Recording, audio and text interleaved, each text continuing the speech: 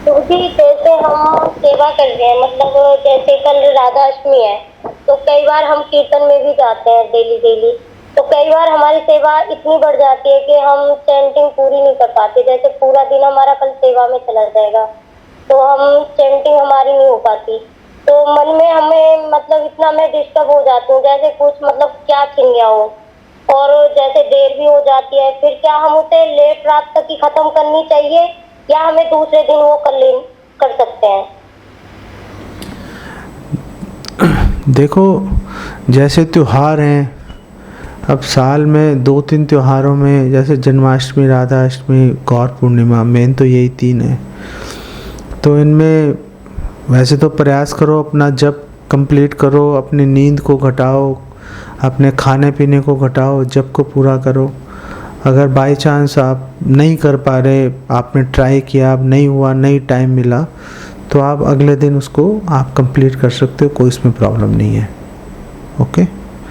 लेकिन ये अपवाद है, ये रूल नहीं है कि आज जप नहीं कर पाए तो चलो कल कर लेंगे।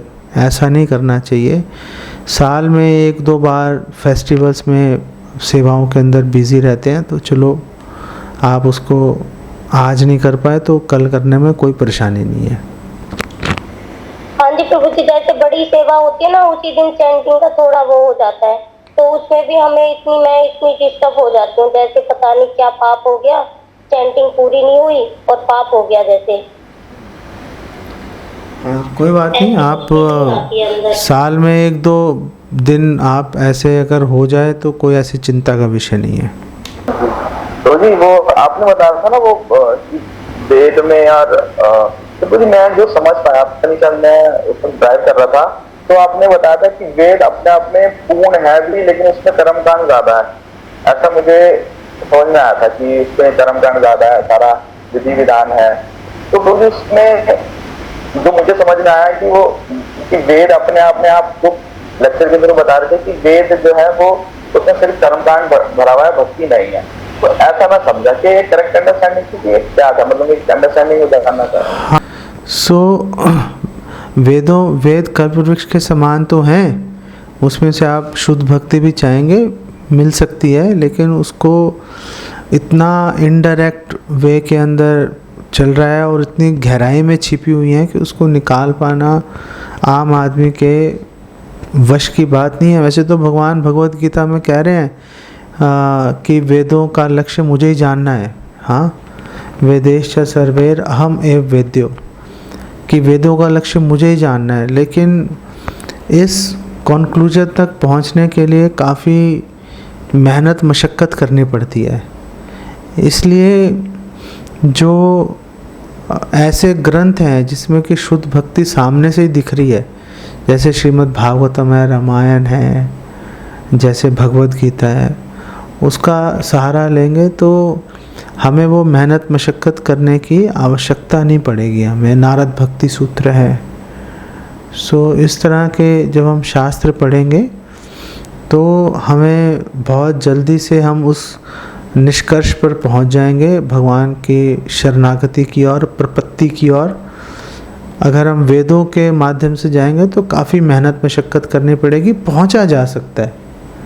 ऐसा नहीं कि नहीं पहुंचा जा सकता, ये बोलना तो वेदों का अपमान करना हो जाएगा। तो लेकिन हमारे पास जब सरल साधन उपलब्ध है तो फिर हम कष्टप्रद मार्ग क्यों अपनाएं? फिर तो हम सीधे सीधे भगवान बोल ही रहे हैं, मेरी शरण लो, मेरी भक्ति करो, उसके ऊपर श्रद्धा लेके आते हैं, आगे बढ़ते हैं फिर। ओके।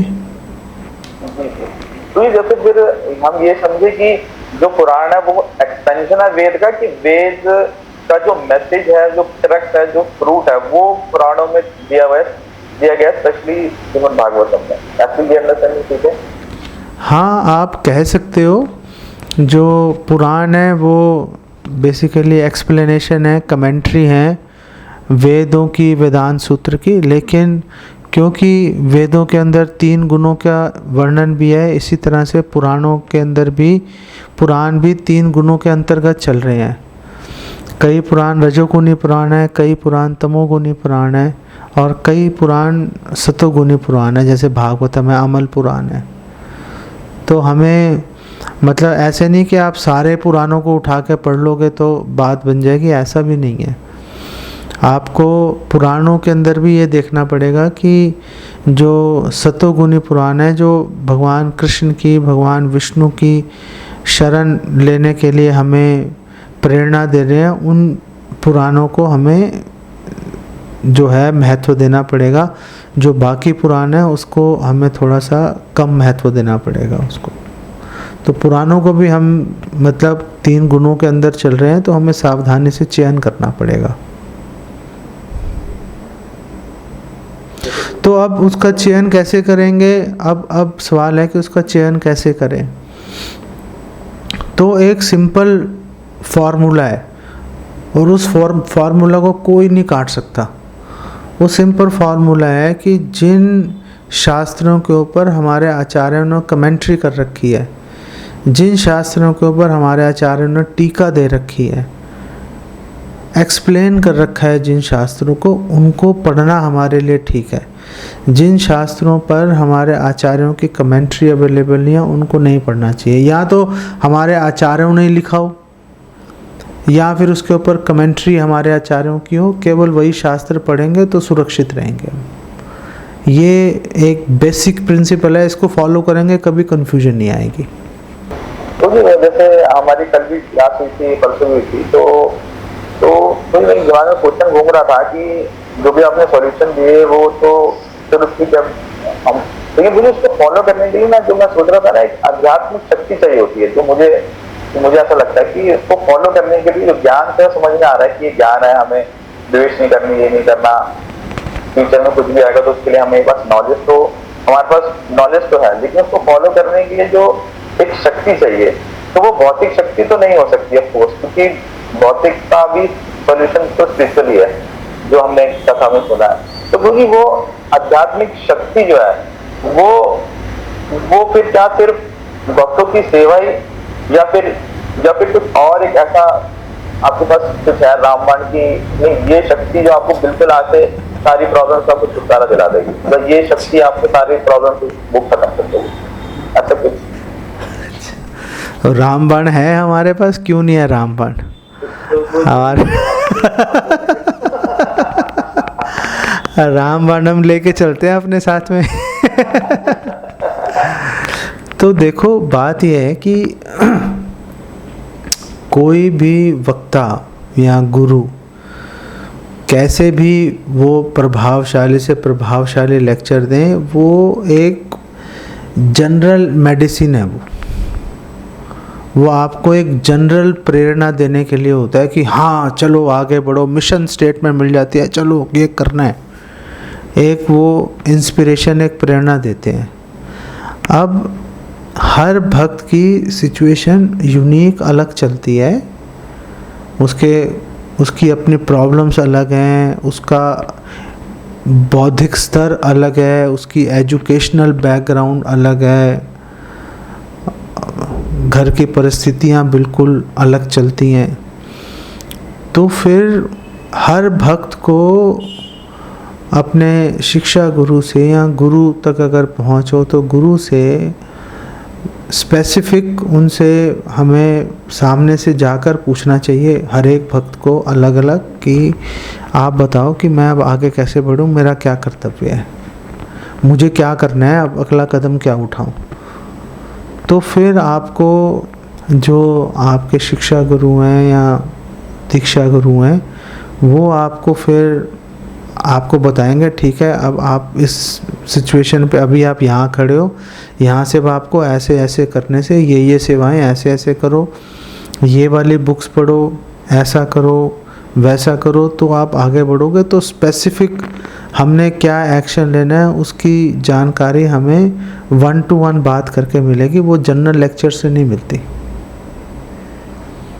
तो आप लेक्चर सुनो, अच्छी बात है, प्रेरणा लो, अपने फिलोसफिकल डाउट्स को क्लियर करो, लेकिन आपने करना क्या है एक्शन, तो आप में से हर एक भक्त को सामने से जाकर पूछना पड़ेगा मुझे क्या करना चाहिए, और उसके अनुसार काम करोगे तो प्रॉब्लम नहीं आएगी। ओके?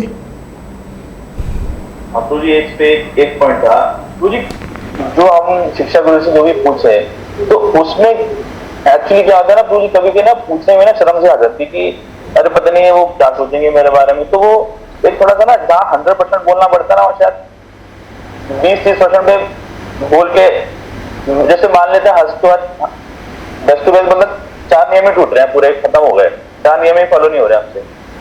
तो वो फिर ऐसा लगता है कि पता नहीं गुरु क्या सोचे, वो सेवा से ना निकाल दे या फिर हमें ग्रुप से ना अलग कर दें। तो वो डर सा रहता है। तो उस केस में क्या कर सकते हैं कि हम, वो क्या सही है तरीका वो कि भाई नहीं बात को, मतलब बहुत ही कम बोले लेकिन इतना बोले कि सामने वाला समझ जाए खुद ही, मतलब कभी कभी शर्म से आती है, तो क्या कर सकते हैं? देखो कहावत है ना, जिसने की शर्म उसके फूटे करम। आप जैसे डॉक्टर के पास भी जाते हो, तो अगर आप डॉक्टर से अपने आप कोई रोग को पूरा ठीक से नहीं बताओगे तो आपको ठीक मेडिसिन नहीं देगा आपको वो। तो आपका कर्तव्य है कि आपको सामने से जाके अपनी सिचुएशन क्लियर करनी चाहिए। अब आपको शर्म आ रही है सिचुएशन क्लियर करने में, कोई बात नहीं। जब आप उस स्टेज को क्रॉस कर लोगे, जितना आप बता सकते हो उतना बताओ। वैसे तो जो सीनियर डिवोटीज होते हैं वो, आप 2 बातें बोलो वो 10 समझ जाते हैं, उनको अनुभव होता है। लेकिन फिर भी आप अपने तरफ से जितना ज़्यादा क्लैरिटी दोगे, जो गुरु है उसको एक डॉक्टर की तरह समझना चाहिए। तो आप जितना क्लैरिटी दोगे आप ही को उतना फ़ायदा होगा। अगर आप क्लैरिटी देने में थोड़ा टाइम लगाओगे तो कोई बात नहीं, वो फिर उतने टाइम के बाद में आपको बेनिफिट मिलना शुरू हो जाएगा। लेकिन कई बार जो गुरु होते हैं वो बात को समझकर, आपने नहीं बताया फिर भी समझकर आपको सेवा में लगाए रखते हैं। लेकिन बेस्ट इसका जो प्रैक्टिकल तरीका क्या रहता है कि आप जाइए, आप देखिए कि आप क्या क्या सेवाएं कर सकते हैं, क्या क्या सेवाएं उपलब्ध हैं। तो आप वो सेवाओं को पकड़ो और फिर आप वो सेवाओं को, जब आप सपोज आपको वो सेवा मिल गई तो आप वो सेवा करनी शुरू करो। फिर आपको उसमें प्रॉब्लम्स आएंगे, फिर वो प्रॉब्लम्स लेके आप वापस जाओ सीनियर डिवोटीज के पास में, तो फिर वो आपको उसका सोल्यूशन देंगे या सर्विस चेंज करेंगे। तो धीरे धीरे गाड़ी चलती रहती है। फिर जब आप बार बार मिलेंगे अब सीनियर डिवोटीज के साथ में, तो फिर आपका एक संबंध भी आपस में गाढ़ा होता है, एक ट्रस्ट फैक्टर भी, आपका विश्वास श्रद्धा भी बढ़ती है, आप में वो हिम्मत भी आ जाती है उनके साथ अपना हृदय खोलने के लिए। तो हृदय खोलने के लिए देखो टाइम लगता है, तो अगर टाइम लगता है तो अब लगता है टाइम, अब जो टाइम लगेगा उसको लगने दो, कोई ऐसी बात नहीं है।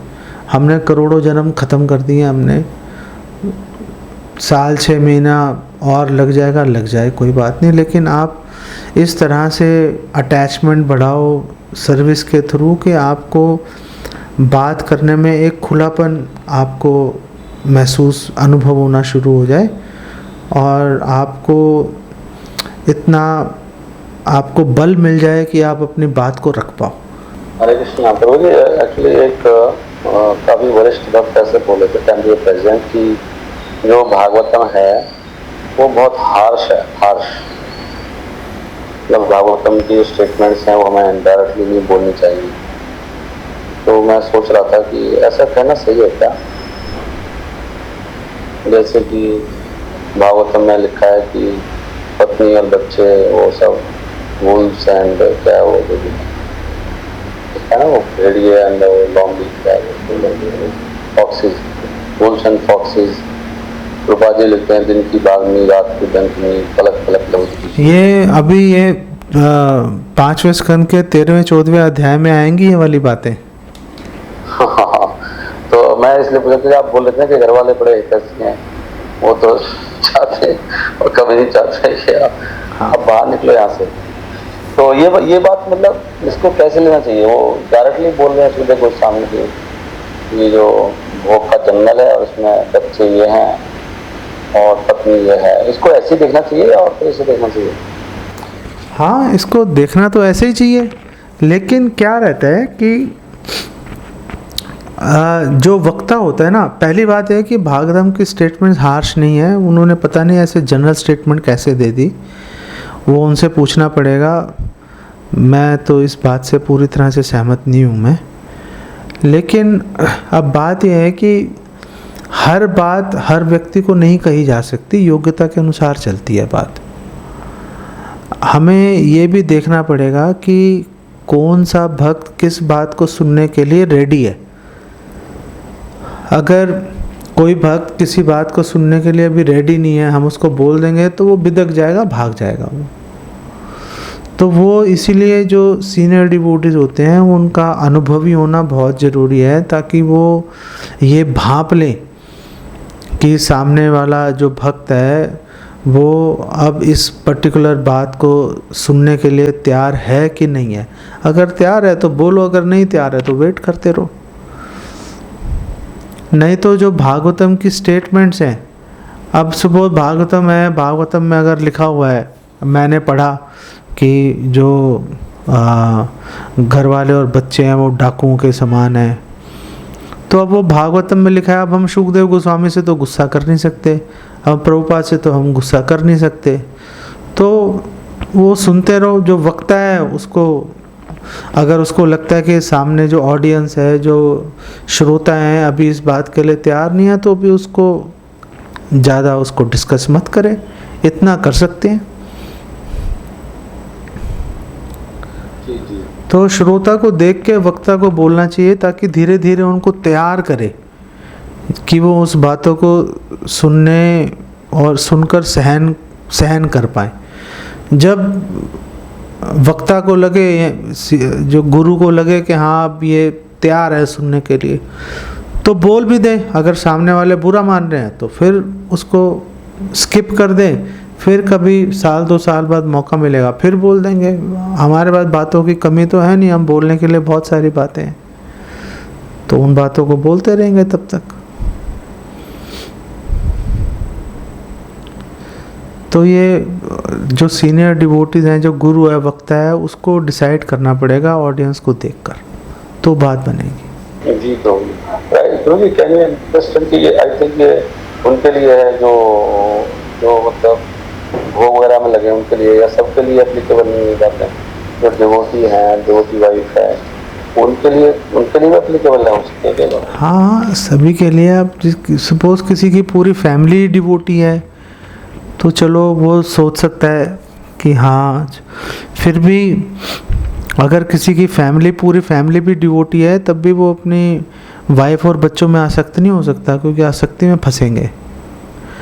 तो भी उसको एक स्वाभाविक, एक नेचुरल उसको वैराग्य अपने हृदय में लाना ही पड़ेगा कि हाँ चलो ये मुझे हेल्प कर रहे हैं भक्ति में, मैं इनको हेल्प कर रहा हूँ, लेकिन हमने मतलब अपने अपने प्रयास से जाएंगे। अगर हम फंस गए आसक्ति के अंदर, तो जैसे भरत महाराज गिर गए, ऐसे हम भी गिर सकते हैं। बच के रहने में, सावधान रहने में भलाई है बेसिकली।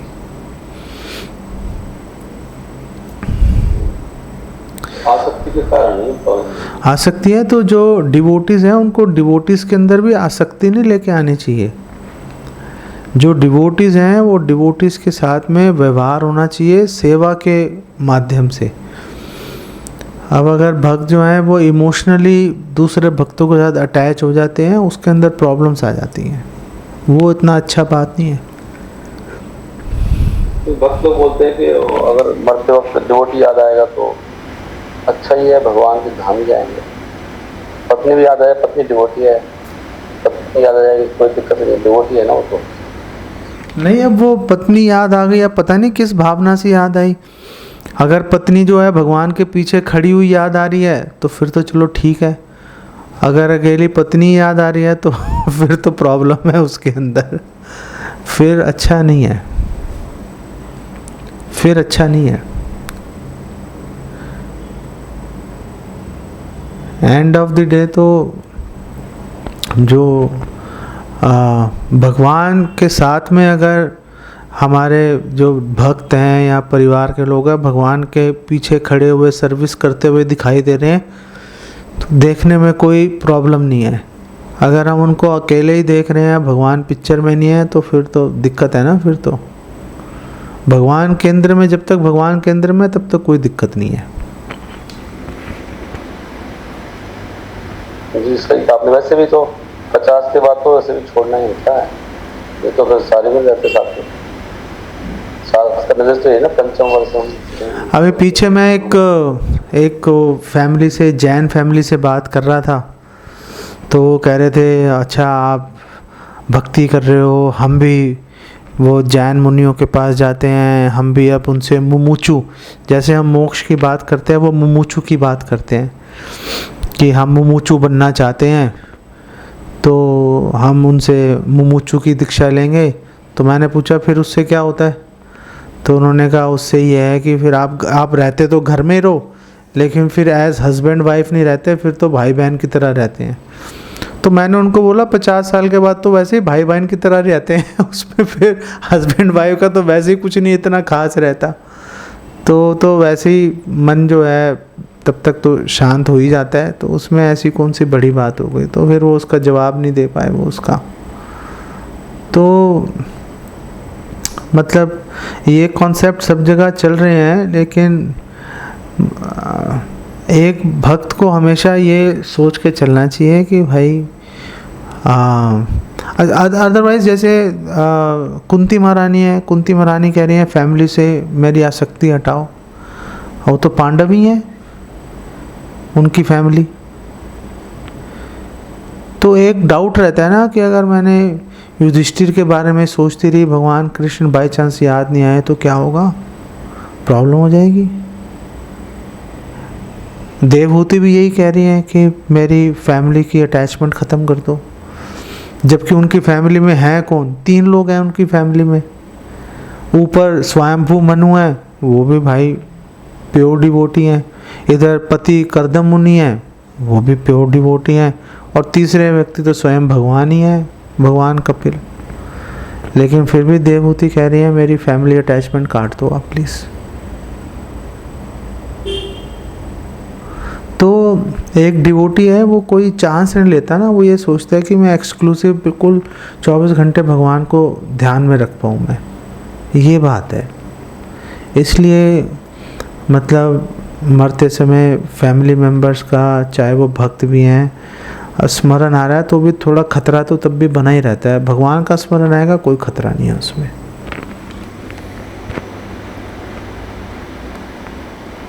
जी सही है। देखिए भक्त जी ऐसे लॉजिक देते हैं कि भगवान खुद ही कह रहे हैं मत भक्ति को पूजे गीता, तो मेरे भक्ति तो जब मैं भक्ति के बारे में सोच रहा हूँ, वो तो जहाँ भक्त जाएगा वो तो भक्त तो भगवान अलग होते हैं, भक्ति एक ही बात है। वो तो शायद भौतिक अटैचमेंट की बात कर देता हूँ कुंती महारानी केस में, कि कोई भौतिक अटैचमेंट है तो उसको काटो, तो भक्त तो भगवान का ही ऐसे करते हैं। हाँ, तो इसीलिए हम बोल रहे हैं ना कि अगर तो जो फैमिली मेम्बर्स हैं अगर भगवान के पीछे खड़े हुए हैं, सर्विस में लगे हुए हैं, तो भाई उनका स्मरण आ गया ठीक है। अगर भगवान पिक्चर में नहीं आ रहे और सिर्फ उन्हीं का स्मरण आ रहा है, तो फिर तो एक रिस्क वाली बात हो गई ना। फिर तो अगर भगवान की सेवा करते हुए नज़र आएंगे तो फिर तो कोई प्रॉब्लम नहीं है उसमें। तो अब पता नहीं उस समय माइंड हमारे साथ क्या ट्रिक खेल देगा। तो एक भक्त बेसिकली ये सोचता है कि मेरा माइंड कंट्रोल नहीं है, तो मैं रिस्क नहीं ले सकता। तो वो इस तरह की परिस्थिति खड़ी करने की कोशिश करेगा कि भगवान का स्मरण जो है उसको अधिक से अधिक भगवान का स्मरण आए उसको।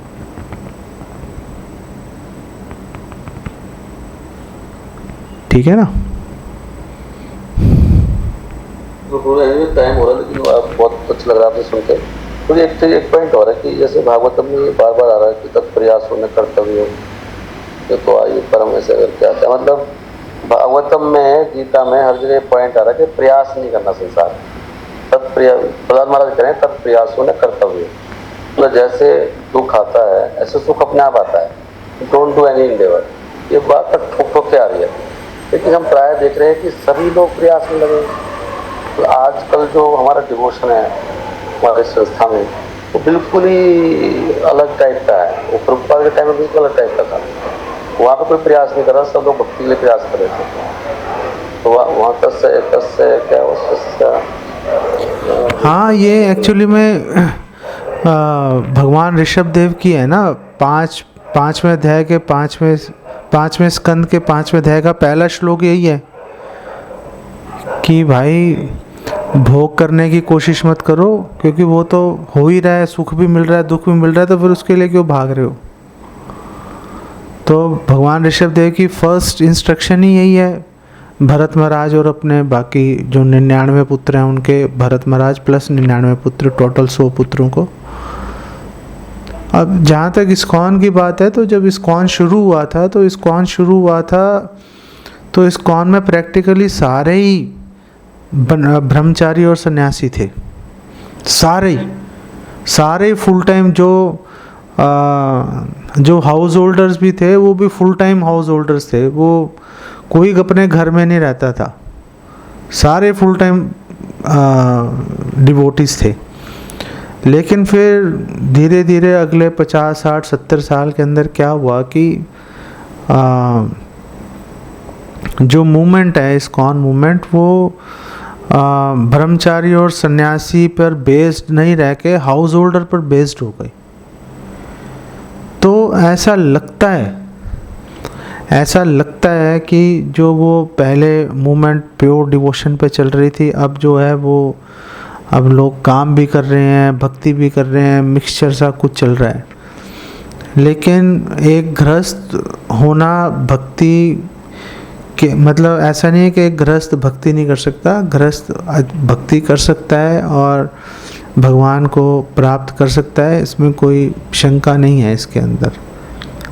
तो वो तो एक ट्रांजिशन हुई कि 50-60 साल के अंदर मूवमेंट जो है वो ब्रह्मचारी सन्यासियों से हटके गृहस्थ पर बेस चली गई वो। तो इसलिए हमें ऐसा लग रहा है, अदरवाइज ऐसी कोई बात नहीं है। पर वो पॉइंट तो भागवतों का मीट नहीं हो रहा ना, हम सारे दिन प्रयास ही कर रहे हैं ना, ओवर मतलब आज के जो कोई पॉइंट आ जाए ना, वरना समझा कि वो जो भागवतम का जो निर्देश है कि भाई इतना क्यों प्रयास हो रहा है, इतना यहाँ तो हो रहा है 2%, वहाँ पे 90% चल रहा है। जबकि वो कह रहे हैं भाई सुख तो अपने आप आते हैं, दुख के लिए कोई प्रयास नहीं कर रहा है, सुख भी अपने आप आएगा, क्यों प्रयास करना है, प्रयास खाली भक्ति के लिए करो, क्यों इतना मारा मारी। हाँ, लेकिन जैसे भगवान व्यवस्था करेंगे ना, अगर हम इतना प्रयास भक्ति के लिए करें, भगवान व्यवस्था करेंगे आपके लिए। अभी हमारा मन ही नहीं है, व्यवस्था नहीं हो रही, इसलिए इतना संघर्ष है लाइफ में। तो एक्चुअली में क्या है कि अभी हम लोग रेडी नहीं है ना उसके लिए, इसलिए वो चीज़ नहीं हो पा रही। अब जो व्यक्ति रेडी है, जो व्यक्ति कर सकता है वो कर ले। अब सपोज 10 लाख भक्त हैं, वो इस्कॉन से फॉर एग्जांपल जुड़े हुए हैं, संस्था से जुड़े हुए हैं, कर रहे हैं, वो अपना काम भी कर रहे हैं, साथ में भक्ति भी कर रहे हैं।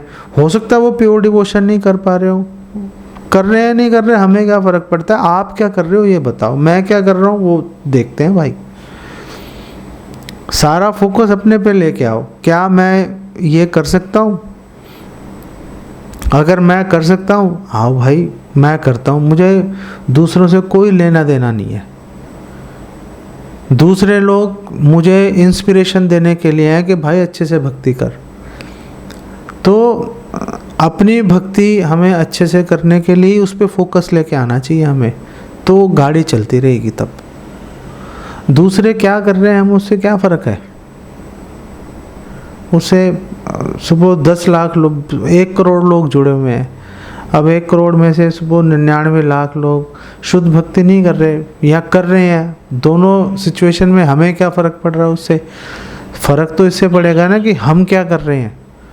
तो अगर हम अपने पे फोकस लेके आएंगे तो ज़्यादा हमारे लिए फ़ायदेमंद होगा। सारी बात तो हमारे ऊपर चल रही है ना।